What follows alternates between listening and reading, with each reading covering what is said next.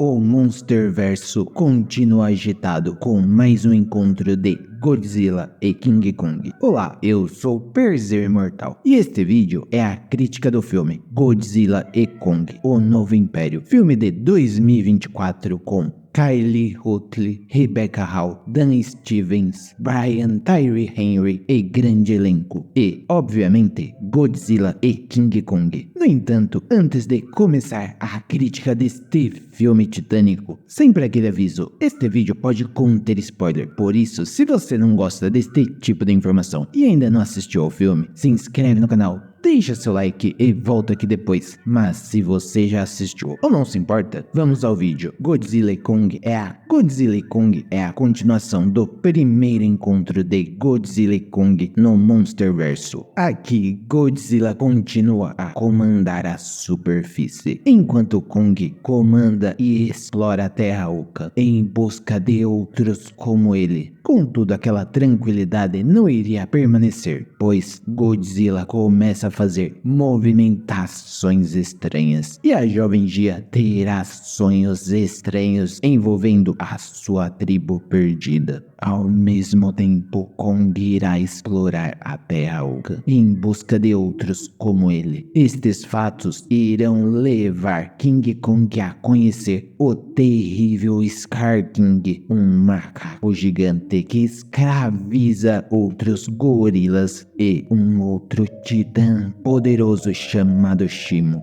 o qual foi responsável pela Era Glacial. Godzilla e Scar King têm uma antiga rivalidade de uma guerra ancestral. Já a jovem Gia e os humanos irão encontrar uma outra tribo Iwi que vivia na Terra Oca, o que iria levar a um grande conflito titânico. Este novo Godzilla e Kong é um bom filme da franquia Monsterverso, ainda que insista em repetir certos erros comuns na franquia. Um destaque positivo desta vez é que há um bom equilíbrio de desenvolvimento, tanto do núcleo humano quanto do núcleo dos monstros, ou melhor, do núcleo de King Kong, pois Godzilla até explorado, porém poderia ter um desenvolvimento tão bom quanto o de King Kong. De todos estes núcleos, Kong é o que tem a jornada mais interessante, o último de sua espécie. Desde a Ilha da Caveira, Kong passará por uma longa viagem em busca de outros como ele. Isto levará a uma série de gorilas que não irão receber nada bem no início. Ariscos e combativos eles irão o enfrentar, inclusive um pequeno gorila, que com o tempo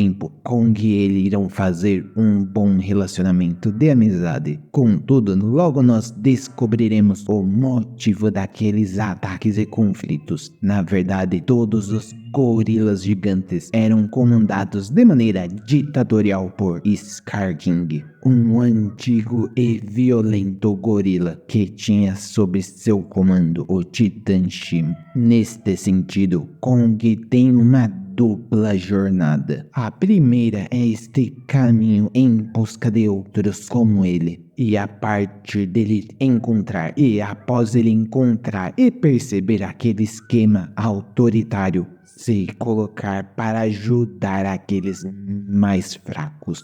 Um segundo momento é ele se conhecendo e colocando na sua posição como grande titã da Terra Oca. Na construção de mundo do Monsterverso, há todo este esquema do Titã Alpha e como ele consegue comandar outros através de sua força. E durante o filme nós podemos perceber que Kong tem a consciência deste posicionamento como líder ao ser um titã alfa e como ele busca assumir este papel, embora em muitos momentos ele não consegue atingir, assumindo este papel de King Kong apenas no final, ao se mostrar não apenas a força, mas a liderança também. Godzilla, por outro lado, tem apenas uma jornada. Godzilla sabe que haverá um perigo e, portanto, ele irá se preparar. Entretanto, esta narrativa de Godzilla é muito linear, não contando com a mesma carga dramática dos outros núcleos. Nisto talvez falte um dos problemas que eles não exploraram ainda, que é exatamente a posição de Godzilla como este titã alfa da Terra. Em Godzilla 2, a cena em que Godzilla encontra os outros titãs betas e estes o reverenciam. Todavia, este fato não é explorado depois, exceto pela posição de Titã Alpha. Godzilla conhece o perigo do mundo superior e está sempre pronto para agir. Isto é bem estabelecido, inclusive aqui. Entretanto, esta parte de liderança de Godzilla perante aos outros titãs não é definitivamente explorada, inclusive neste filme. Pelo contrário, afinal ele vai ter que lutar contra um dos titãs para poder obter mais poder. Inclusive, no final do filme, até tem uma pequena ponta que poderia ser explorada nisto. Com um olhar de estimo após ver Godzilla cancelando seu poder no mundo. Um olhar quase de admiração, mas que é ignorado depois. Afinal, o Titã irá com Kong, não com Godzilla. Já entre os humanos, Gia continua sendo uma das melhores personagens já introduzida no Monsterverso. Assim como Kong, sua personagem terá uma jornada de conhecimento próprio. E neste caminho para se conhecer e seu passado com a tribo Iwi, ela irá demonstrar grandes características como uma excelente sagacidade, como por exemplo em momentos em sua relação com sua mãe adotiva, a doutora Irene Andrews, uma relação que por sinal continua ótima, pois ambas as atrizes conseguem entregar esta conexão emocional entre suas personagens. Nós conseguimos sentir que elas se amam e estão conectadas como uma família. Mas aqui em sua história voltam dos problemas da franquia Monsterverso. Ela adora jogar fora personagens de filmes anteriores. Basicamente, os personagens têm foco por um filme, 2 no máximo, e depois eles são completamente descartados. E aqui eu não falo apenas por eles terem descartado completamente os personagens do núcleo Godzilla, como por exemplo a personagem Madison Russell de Millie Bobby Brown. Eu falo isto pois este filme havia um claro espaço para se resgatar o personagem Hank Marlowe de John C. Reilly, que apareceu em Kong, a Ilha da Caveira de 2017.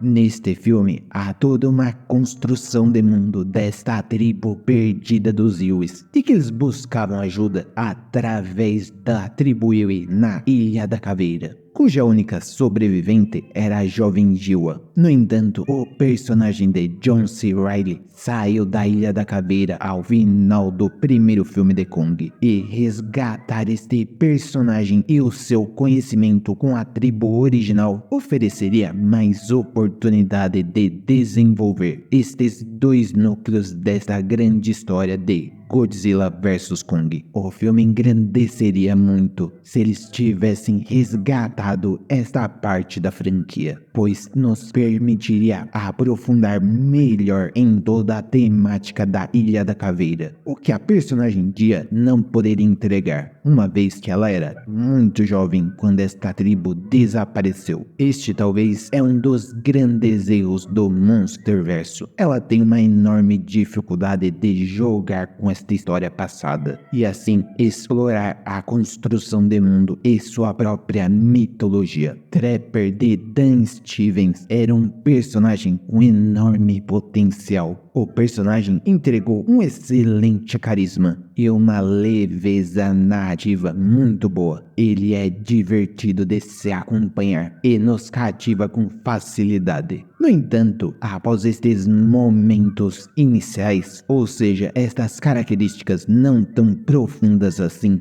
seu personagem é um grande desperdício, uma vez que havia muito mais camadas para ele ser desenvolvido. A começar por seu potencial dramático em relação a Doutora Andrews. Eles tinham um passado juntos, provavelmente romântico, mas que ficou uma boa amizade. E no sentido de amizade, esta conexão é muito boa também. Contudo, ela não sai disso. Ele é apenas um bom amigo ouvinte, porém sem explorar tanto sua história pregressa quanto as dinâmicas atuais de sua amizade. Ao mesmo tempo, ele será apresentado como um especialista da aventura, um conhecedor da selva. Todavia, isto não vai servir para nada, pois até quando vemos isto em prática, o outro personagem irá ignorar e, então, irá morrer. Ele era um personagem que poderia entregar tanto, com uma experiência diferente da científica dos demais, uma sabedoria diferente que poderia engrandecer tanto a si mesmo quanto a Doutora Andrews,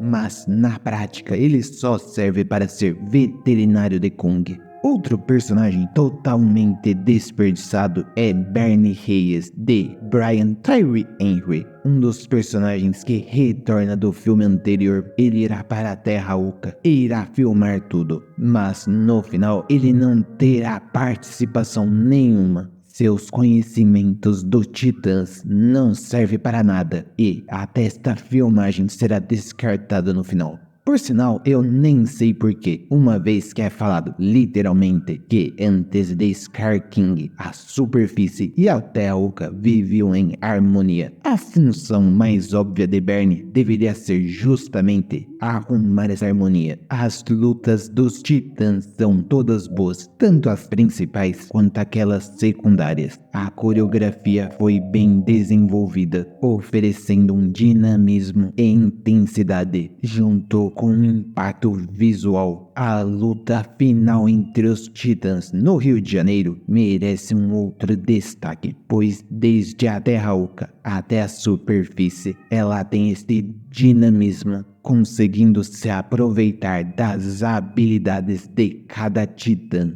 e das diferentes peculiaridades de cada fase. Além disso, cada um dos personagens, não apenas Godzilla e Kong e os vilões, tem o seu momento de brilhar. Um exemplo é o pequeno Kong, que irá finalizar nesta luta sua própria jornada pessoal, adquirindo coragem e passando enfim a lutar ao lado de Kong. Ao todo, Godzilla e Kong, O Novo Império é um bom filme da saga do Monsterverso. Ele é um filme bem dinâmico, com lutas empolgantes e duas jornadas dramáticas de resgate pessoal interessantes, a da pequena Gia e a de Kong, mas que falhou ao não saber explorar alguns personagens humanos e também não se aprofundar e criar uma jornada para Godzilla. Mas e você? O que achou do novo Godzilla e Kong, O Novo Império? Você já assistiu? Deixa a sua opinião aí nos comentários. E se você chegou até aqui, não esquece de deixar seu like,